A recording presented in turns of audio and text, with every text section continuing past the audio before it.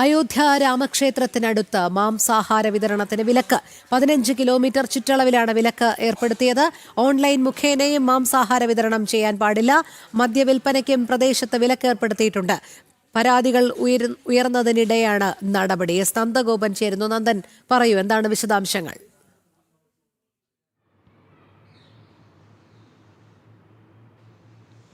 രോഹിണി, അയോധ്യ രാമക്ഷേത്രം, അതേപോലെ തന്നെ ക്ഷേത്രത്തിലേക്ക് പോകുന്ന പ്രധാനപ്പെട്ട പാതയായ രാംപത്ത് ഇതിന് ചുറ്റിനും ഏതാണ്ട് 15 കിലോമീറ്റർ ചുറ്റളവിലേക്ക് മാംസഭക്ഷണങ്ങൾ, അതായത് നോൺ വെജിറ്റേറിയൻ ഭക്ഷണങ്ങൾ എത്തിക്കരുത്.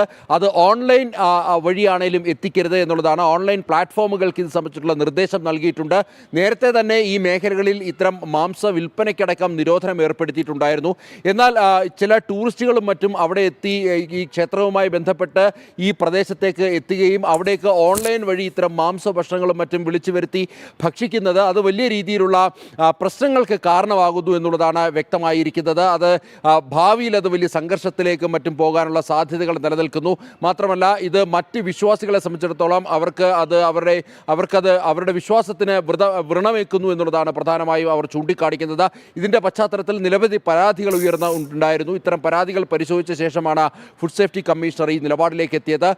മത്സ്യമാംസങ്ങളടങ്ങുന്ന ഭക്ഷണങ്ങൾ, അതേപോലെ തന്നെ മദ്യമടക്കം ഈ 15 കിലോമീറ്റർ ചുറ്റളവിലേക്ക്, രാമക്ഷേത്രത്തിൻ്റെയും രാംപത്തിൻ്റെയും 15 കിലോമീറ്റർ ചുറ്റളവിലേക്ക് എത്തിക്കരുതെന്നുള്ള നിർദ്ദേശമാണ്. ഓൺലൈൻ വഴിയാണേലും ഏത് രീതിയിലാണേലും അത്തരം ഭക്ഷണങ്ങൾ ആ പ്രദേശത്തേക്ക്, ഈ മേഖലയിലേക്ക് എത്തിക്കരുത് എന്നുള്ള നിർദ്ദേശമാണ് ഇപ്പോൾ പ്രധാനമായും നൽകിയിരിക്കുന്നത്. രോഹിണി. ശരി, നന്ദഗോപനാണ് വിവരങ്ങൾ നൽകിയത്.